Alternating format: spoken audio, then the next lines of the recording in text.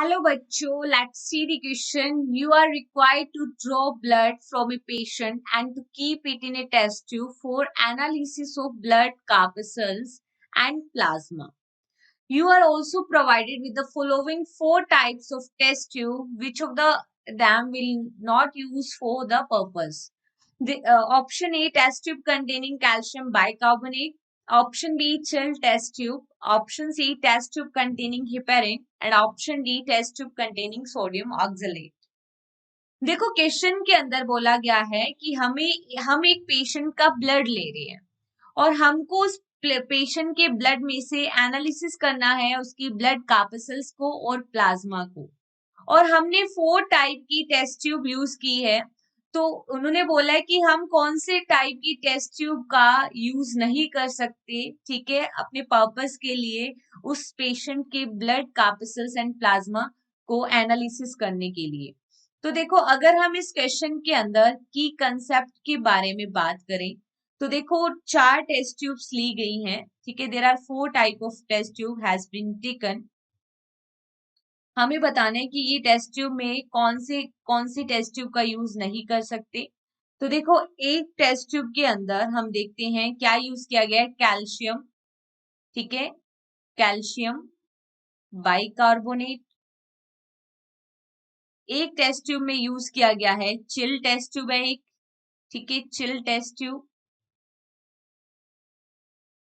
और एक में हम यूज किया है हमने हिपैरिन, और एक में यूज किया गया है सोडियम ऑक्सलेट, ठीक है। और इन सभी टेस्ट ट्यूब में क्या लिया गया है, ब्लड लिया गया है। और हम देख सकते हैं कि किसमें हम एनालिसिस नहीं कर सकते। तो देखिए यहाँ पे इन सभी टेस्ट ट्यूब में ब्लड प्रेजेंट है। अगर हम बात करें तो देखिए, अगर हम कैल्शियम बाइकार्बोनेट को लेते हैं तो हम देखते हैं कैल्शियम बाइकार्बोनेट में क्या प्रेजेंट है, कैल्शियम आयंस। और ये कैल्शियम आयंस क्या करेंगे, रिमूव कर देंगे हिपेरिन पिगमेंट को ब्लड में से। और हिपेरिन जो पिगमेंट होता है वो एंटी कोगुलेटिंग पिगमेंट है, ठीक है, एंटी कोगुलेटिंग पिगमेंट है जो ब्लड की क्लोटिंग नहीं होने देता, ठीक है, एंटी कोगुलेंट पिगमेंट होता है हिपेरिन।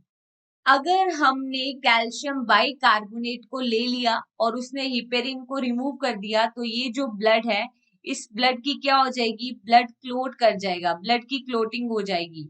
और ब्लड की क्लोटिंग हो जाने से हम उस ब्लड में से कार्पसल्स एंड प्लाज्मा को एनालिसिस नहीं कर सकते, तो हम इस टेस्ट ट्यूब का इस्तेमाल नहीं कर पाएंगे, राइट।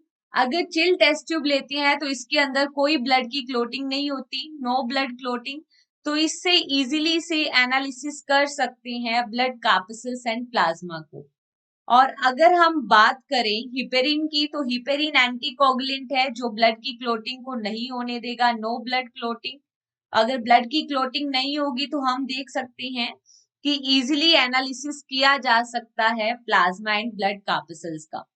अगर हम सोडियम ऑक्सलेट लेते हैं तो सोडियम आयंस क्या काम करेंगे, सोडियम आयंस रिमूव कर देंगे, ठीक है, कैल्शियम आयंस को। और फर्दर कैल्शियम आयंस की एब्सेंस में ब्लड की क्लोटिंग नहीं होगी, तो इस केस में भी कोई ब्लड क्लोटिंग नहीं देखने को मिलेगी, ठीक है। अगर ब्लड की क्लोटिंग नहीं हो रही तो इजिली एनालिसिस किया जा सकता है। तो ब्लड की क्लोटिंग केवल कब देखने को मिल रही है, केवल कैल्शियम बाइकार्बोनेट की प्रेजेंस में, ठीक है, कैल्शियम बाइकार्बोनेट की अगर हम बात करें तो कैल्शियम बाइकार्बोनेट की प्रेजेंस में ब्लड की क्लोटिंग हो रही है।